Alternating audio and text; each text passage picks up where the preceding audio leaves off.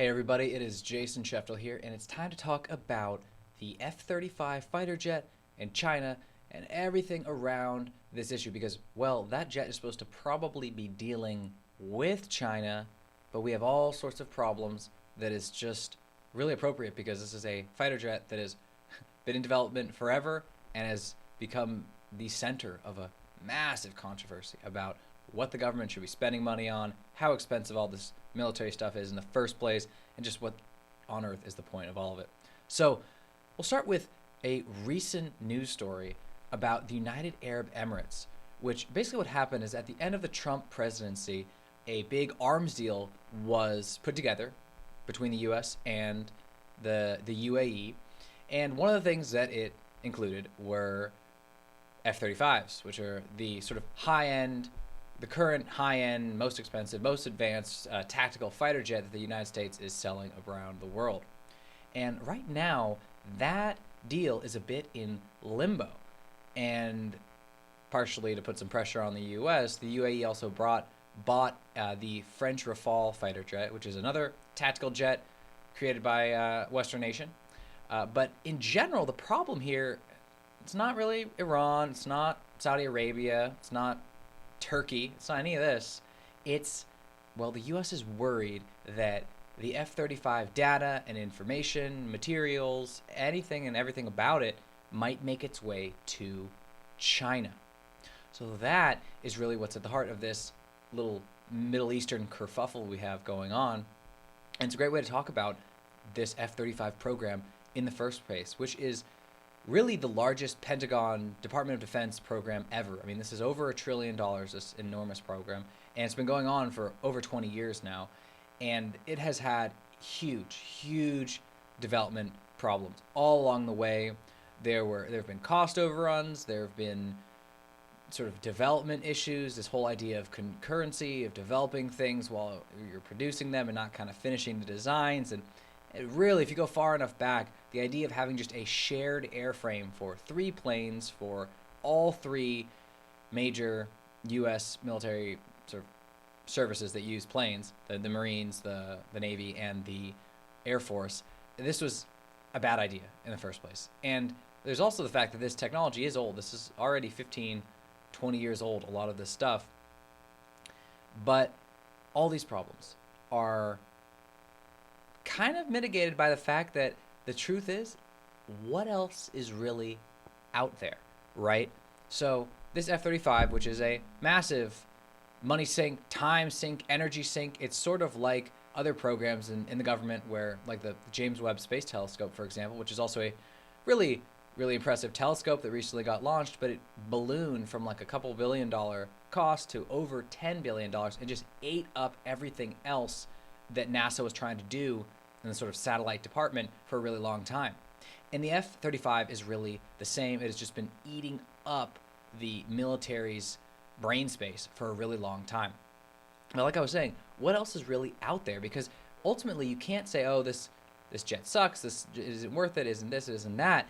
What is it really competing against? And the truth is, if we leave out China for a second, there aren't really any other, we'll call them 5th gen fighter jets, right? This is actually a Lockheed Martin marketing term, basically. This is the manufacturer of the F-22 and the F-35. They basically created the phrase F-35, created the phrase 5th generation when they were, creating and marketing the F-35. And they also create, they have a lot of good marketing terms for their technologies, right? That people really like, really advanced, cool sounding military technology. So when you say things like sensor fusion on 5th gen fighter jets, it sounds really cool. But the truth is, there is also not anything else like the F-35 out there on the market right now. So that's why the F-35 has actually been winning basically every competition that it gets in, right? For the new tactical fighter jet for whichever country we were talking about. So just last year, at the end of last year, Switzerland, which is not a country known for sort of following the U.S. wherever it goes, just blindly and unconditionally, Switzerland bought the F-35. Finland recently bought the F-35, and it is right next to Russia, right? This is not a country that is looking for something. They really do want the best. They feel like they're going to have to use it at some point. And the same also goes for Poland. And if you haven't noticed, there's a lot of F-35 suddenly surrounding Russia, which isn't something it probably wants. But right now, 15 nations use the F-35. And I'm not really here to sort of advocate for this plane or anything like that. But it's really important to give this context about the really kind of poor history of the plane, at least in the development side of things, and that how now, if you kind of push it out till 2030, it's very likely that the goals of this program will ultimately be met, even though it took way longer than anyone wanted and way less money. So right now, there's about 750 planes, F-35s, out there in the world. And as manufacturing has ramped up, there's probably going to be another 750 or even more built in the next 5 years. So the total number of these jets is going to double from an already really large number in just 5 years. So this is really, the government hasn't yet said, oh, it's in official production, it's in long, it's not an official program, it's still sort of in a development phase for various reasons because it has all these problems that still need to be fixed. But functionally, the number of planes that it's producing is production. It is a production level rate, right? If you're making 750, over 150 a year basically for the next 5 years, that's a lot. And planes and the number of planes really do matter. This is a big reason why the cost of the F-35, at least the procurement cost, the sort of sticker price, is finally going down. So it's now under $80 million, which is comparable to prior sort of American jets like the F-16, and as well, it's pretty comparable to, well, jets that the F-35 is competing against in competitions to serve new air forces around the world, where foreign competitors like the Swedish Gripen are around that price. So that's a big benefit of the large production runs, and that's good. But there's also the deeper problem with this plane is what's called sustainment costs. It's the fact that it costs so much to keep these planes functional and alive and to operate them, right? So it costs over $30,000 per flight hour just to maintain an F-35, which is way more than a lot of other planes, right? So that Swedish Gripen that I'm talking about, which I'm using because there's a Canadian, in the next couple months, we're going to hear whether Canada is also going to choose the F-35, which would be really plausible and likely, except there's a crazy saga going on about that plane in Canada and everything around it. That is a pretty crazy story. People should go read about. It's pretty ridiculous, but most likely they'll end up with that plane. But the two competitors are the F-35 and that Swedish Gripen for the Canadian Air Force. And this is all good. The sticker price is down and all. It's just good in the sense that we're not playing, the United States or other people aren't just paying crazy prices forever to Lockheed, which is sort of exploiting things. That would be a really crazy thing. But the more important question and issue with the F-35 is that now that it's the only game in town, right, there's not really another American fighter jet. One of the consequences of using the F-35 for all services, for this sort of mass joint requirement, is that you don't have another tactical fighter jet in production. That is, you have a trainer jet, you have some other things, but you don't really have that, and so you're kind of stuck with it. And the real question is just how good is this plane? It's not really, the real question isn't how good this plane is or even how expensive it is. It's just, does it do its job? What is its job, and does it do it well? And this is made pretty tough because this plane has 3 variants and they all kind of have different roles, but it's made even tougher because the real thing the U.S. military is focused on right now is China. And so the real question is, how does the F-35 help the U.S. versus China, right? This is how it ties back to what we're talking about, because the United States is really worried about China, and it's probably not going to allow this arms sale to the United Arab Emirates because of China. And asking, how great is this plane for China? If this is the whole thing, is like, well, is this plane good against China? That's why we're going to stop these sales, because we think this country might not be safe to do it for China, blah, blah, blah. Well, what's the answer to this question? Well, unfortunately, even after all of these years and all of this effort, the F-35 really isn't all that great against China in a future military conflict. And a big reason is because of just the distance, the size of the Pacific Ocean, the sort of Indo-Pacific region is enormous. So you could fit every continent on Earth.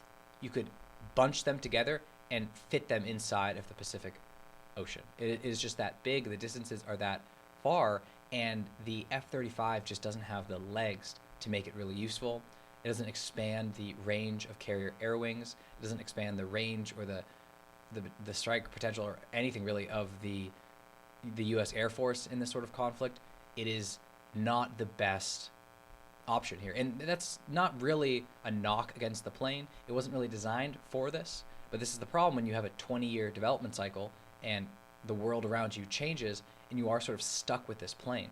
So what's also happening is that the U.S. is basically moving. The real problem for this plane now, and a big reason prices are actually coming down, is because the United States military is basically realizing that the F-35 isn't very useful against China at all.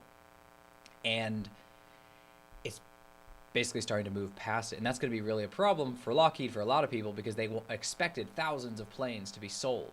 But if it is just not able to do the job it's supposed to do now, then that's a real problem. And if things go really poorly and China kind of collapses, that would obviously change things. But when you really look at what the F-35 does, it does really cool things to integrate sensors and electronics and all sorts of stuff. But how much this is needed against a sort of near peer state? Well, you have this plane, so it's a good thing, and it's better than probably old planes, but it's not going to add any decisive edge to anything. And in a recent statement by the Secretary of the Air Force basically said, if it's not, if it doesn't deter or scare China, why are we doing it? That is sort of the guiding principle right now for the U.S. military. When they look at the F-35, they don't see it as scaring China. In fact, they've done a lot of war games with the F-35, and it's actually useless, not useless, but really not very useful at all, actually at all, in a conflict with China. Just the nature of the warfare and how it would play out, the F-35 hasn't been decisive at all. And again, the legs thing is a real problem. Like, the F-35 has a lot of internal fuel, because it's a really good amount, but it's a stealth plane, so you can't have drop tanks, and it just doesn't have the ability to go places. Just to ferry it out to the Pacific Ocean takes like multiple refuelings. It's a kind of a mess. So that's a huge problem. And the only way the Air Force in particular sees the F-35 as being useful against China is when something called the Block 4 upgrades are completed, which is a series of upgrades to a bunch of underlying components and systems in the F-35 that probably isn't going to happen until 2030. So that is the truth. And the sad truth, the key takeaway from this, is that the F-35, this great plane, isn't even that optimal or useful for confronting China, which makes it kind of ironic because the U.S. is supposedly, well, stopping other countries from using the F-35 because of China when it's not even that useful against China. That's odd, and it's a good reason why you could actually see that kind of go through. You could actually see that UAE deal go through, because the truth is China's already copied a lot of things on the F-35 in the first place. It's been in development for 20 years. It's routinely stolen the plans and the many things related to the F-35. You could go back and read all the multiple espionage events that have occurred over the last 15 or so years. It's pretty clear that they know more than they need to about the F-35 and its capabilities.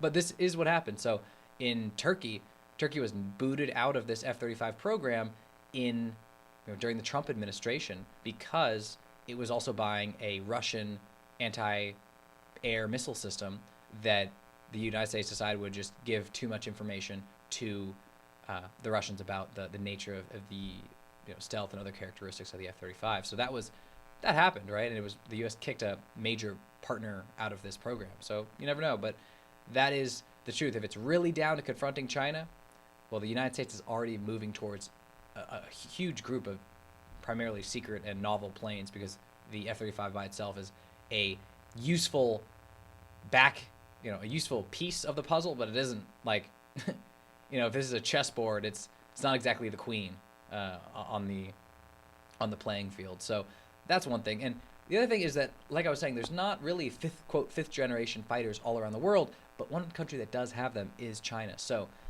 China's basically the only other country with what are called, with a large number of what's called fifth generation fighters, and it has maybe 170-ish, 175-ish, and they're called the J-20 and the J-35 or the FC-35, and there's not as many of them, but they're basically, F-22 and F-35 copies. If even the name of the different jets, like their sort of designations, is relatively close. FC-35, J-20, it's very close to 22 and F-22 and F-35, but that doesn't really matter. And the truth is, these are copied, and they're designed to be roughly competitive with those planes, they're not really there yet, and the sort of FC-35 in particular is still in development, and to try and get it, it's going to take a while before that thing is really ready to go in large numbers. If you just look at what happened with the F-35, that could be a very long time.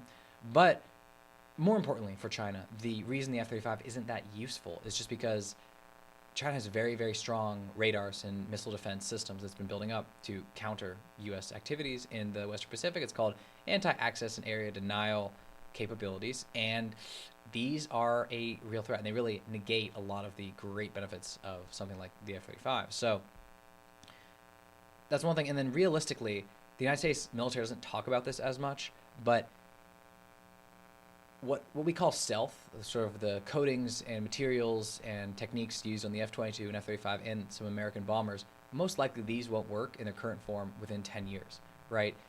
This has always been limited. The idea of stealth it's another thing that's become like a military marketing term, like sensor fusion, like fifth generation, like all this stuff. But these aren't, you look at what the actual technologies are, and it ain't stealth. I mean, it's like lower radar signatures, but this stuff is not impervious, and ultra high frequency radar and other techniques can definitely limit it or even just negate it entirely. And in general, it's much better to bet on new sensors, which take advantage of Moore's law, than on advanced materials and coatings, which are decades old, like on the F-22. It's like, yes, it's very impressive, but it's a stealth technology that is from the last century, basically.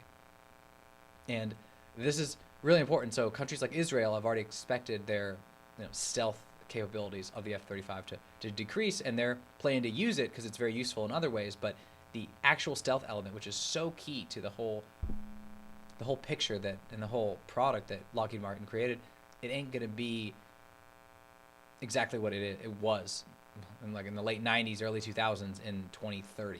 And everybody knows that.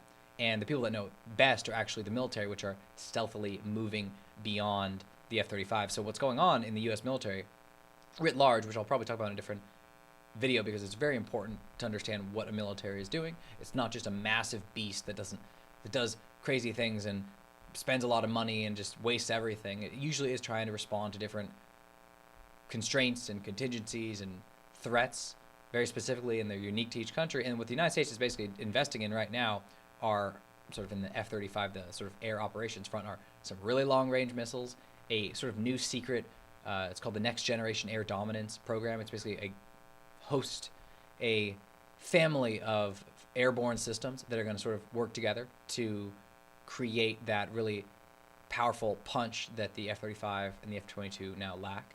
So that's a big part of it. And then also there's basically drones that are going to be controlled by manned fighter jets. So you'll have basically wingmen, drone wingmen called loyal wingmen. They're that's another new marketing term we're getting.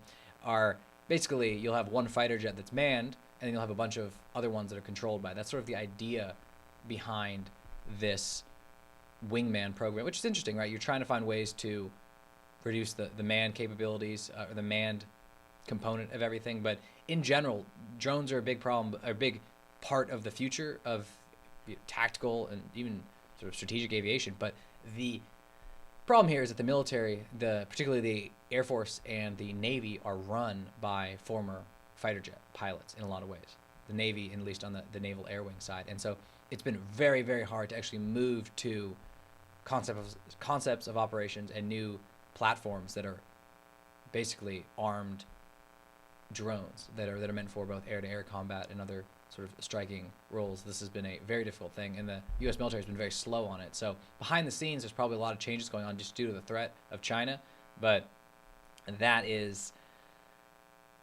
well, that's in the dark, the dark side of the budget, right? This is on the dark side of the moon of the U.S. military budget that few people can see. But that's definitely in the works, because right now you're seeing so much commentary on the military side that the F-35 will probably be reduced in huge numbers. You'll probably only get 1,000 or so for the U.S. Air Force, for example. You're not going to get closer to 2,000 like it was hoping. Even if you just look at the number of planes it's building a year, well, unless you're going to be building these into 2040, I don't know, 2035, like how long are you going to be building these when you've already said that a lot of the things about it aren't going to be quite useful? It's a dicey thing.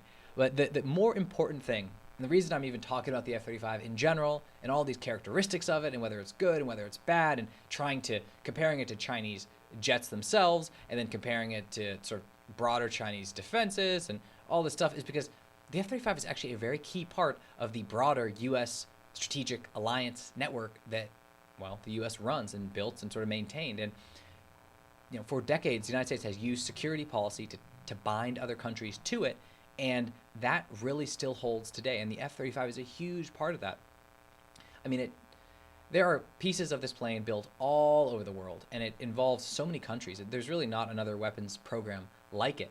And it ties countries from Italy to Poland to Japan to Australia to the United States all together into sort of one weapon system, which is very good at mixing and matching information and data from all sorts of other weapon systems. So it's a very key node in a broader sort of integrated military network. And people often laugh at this stuff, right? They laugh at the U.S. basically being this bizarre gun runner mobster that sort of gathers its posse and gives them weapons. And there's truth to this in the sense that the other part of the U.S. story of what it did to bind other nations together economically has very much been forgotten. And it's harder to see, harder to read, while the guns part of this guns and butter arrangement has, well, it's still there. Right, it's so obvious. The massive U.S. military, the massive stuff, all the war games, all the stuff. The U.S. is just, it has this massive security defense establishment and presence all around the world that people can't focus on almost anything else. But the really interesting thing about this is that we contrast the United States with this giant military alliance system, which just seems so out of whack. Until a country like Russia decides to until you think a country like Russia might invade Ukraine or any other country, then suddenly everybody thinks that the U.S. military alliance system is the greatest thing God has ever created and that it needs to be everywhere at all times, right? Or if China invades Taiwan, then the U.S. alliance system is the greatest thing ever and it needs to be everywhere at all times. So we're very, very schizophrenic about this because the threat, the sort of painful domineering aspect to the U.S. military around the world is very stark and hard to process at times. Just when we live in a world of peace and commerce, that doesn't really feel like it fits. But then the world gets a little dicey, and everyone's story, everyone's sort of perspective really changes. But the interesting thing, again, is that people mock this global security alliance. They mock something like the F-35, which is just so big, and the U.S. is clearly trying to use this to bind countries, and it lashes out at countries that don't do the right thing. It kicks them out of this program and it threatens them to not have this and all that. And this is actually really common in military arms sales, which is a bizarre market for goods, to say the least. But what's also really important is that this alliance thing matters. So what China is, another way to think about it is a counterpart, or it's something that contrasts with the Chinese style economic integration program around the world, right? So China has its plan to build ports and roads and improve things all around the world, and what it's known as sort of the Belt and Road strategy, which is something I've been meaning to do a video on because it's important and it got a lot of notoriety in the 2010s and it got a lot of airtime basically. But it's what this Belt and Road is in part is a massive misread of the sort of deeper U.S. strategy that was a counterpart to this security alliance that we still see and which sort of hobbles along without really knowing what it's doing. So China actually tried and failed to copy a different strategy the U.S. successfully implemented and that has faded to the background while this alliance system still stands and actually stands in China's way kind of everywhere it looks, right? So if you look at South Korea, they use the F-35. If you look at Japan, they use the F-35. If you look at Australia, they use the F-35. If you look at Singapore, they have a few F-35s or they're planning to get some. And then obviously at some point, who knows? I mean, if Taiwan suddenly gets the F-35, you're basically looking at a massive integrated multinational air force that's just surrounding China on all sides. And it is connected again by this, well, the single largest U.S. military defense program in a very, very long time. So I hope you enjoyed this video. It was a quick rundown of what's going on with the F-35, why it matters to the United States, why it matters to China, and what China's done to sort of copy it and to negate it, things the US is doing to move beyond the F-35 into something else that can threaten China, but how, regardless of what happens, this weapons platform is going to be around for decades, and it's going to be something that binds other nations in a security alliance to the United States for a really long time, which is also what the United States was up to. That is a major reason why this program exists. So thanks again for watching. I hope you enjoyed the video. If you like it so more people can see it, and subscribe and hit the like button, hit the notifications button so you don't miss any new